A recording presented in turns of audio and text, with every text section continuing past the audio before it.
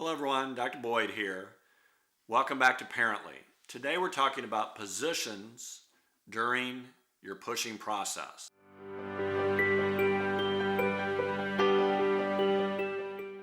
Now, you've made it through labor.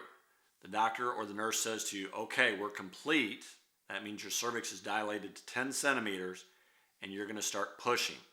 Now, not every pregnant woman starts pushing immediately. If you have a heavy epidural, that means you're totally numb, can't move your legs. Your healthcare provider may have you labor down. You'll hear that terminology, labor down. That means they'll put you up in a sitting position and allow gravity to push the baby down into your pelvis, and at some point they will ask you to start pushing. Now, it's important as you progress through your labor and even to the point of your second stage, that means after you're fully dilated, you can, believe it or not, make it through without having an epidural. Now, in most of America, 70 to 80% of all women have epidurals. They're a wonderful tool. They give great relief of pain. The negative is they increase the length of time that it takes you to deliver. So it may add 1 to 2 to 3 hours. It could even add potentially more than that. But the average is 1 to 3 hours depending on if this is your first baby or second, third, fourth babies.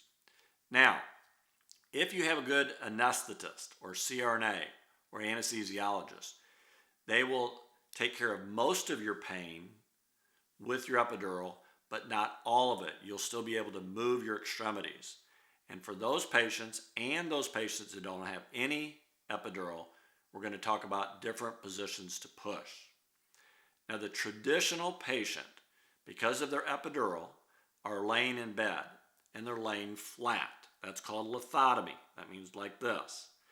And in that scenario, that patient will pull their legs back like this, both legs back in a frog leg position, and you will oftentimes hold your legs behind your knees and push down.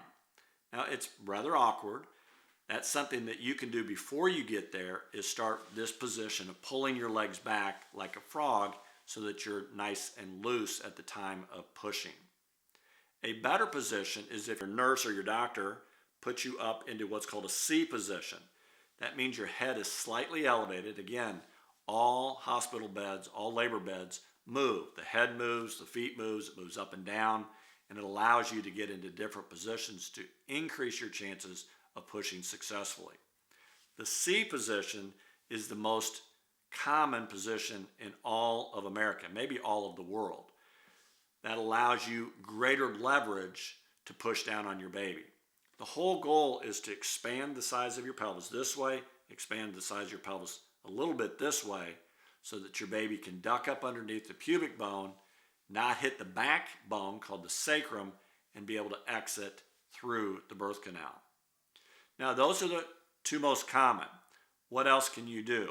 If you don't have a heavy epidural, again, that means you can't move, then your nurse can flip you to your side and you're able to grab one of your legs, either your right leg or your left leg, and push down in a side position. I personally think this is an excellent way to push. Many nurses in the labor world are very good at helping you push in this scenario, but you got to be prepared to talk to your nurse about that because not every nurse likes the side position. Now, again, if you don't have a heavy epidural or you don't have any epidural at all, you can flip all the way around and be on hands and knees. That's called a doggy position for some people. Some people feel very awkward because your bottom's sitting in the air, but it's a great technique that's been used for centuries and it works extremely well. So the next technique is back on your backside, but it's in the squatting position. Now, I mentioned to you that squatting can occur in the delivery bed.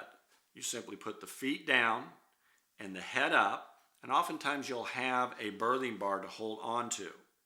This is a great technique because it allows gravity to help you. Anytime you can use gravity to help you, it will decrease your chances of being unsuccessful in delivering your baby vaginally. I think it's a great technique. Now, if you can get up, Now again, if you have an epidural, they will not let you out of bed. So this is specifically for women that do not have epidurals. You can get up and be in the chair and push, or you can be on the birthing ball. I think it's a great option. Again, you're allowing gravity to help you. And as you jump up and down, you're not really jumping, you're lifting yourself up on the birthing ball, up and down. That will allow the gravity to assist in delivering your baby vaginally. Now, obviously, if you get to the point where the baby's crowning, you've got to figure out how you're going to get the baby delivered. And most healthcare providers want you back in the bed for the safety of your baby. Obviously, the goal is not to drop the baby. Now, if you're one of those patients that is very creative and very brave, because this is scary for a lot of women, simply being in the standing position, leaning over a counter, leaning over a tray, and standing while you're pushing, again, allowing gravity to help you, it's a great technique. But only about 1% of all women are in this standing position. And again, you have to be able to get back into the position of your bed so that we can deliver your baby successfully but safely. That's the key word. So today, I've talked about the various pushing positions. Now, this is different than labor positions.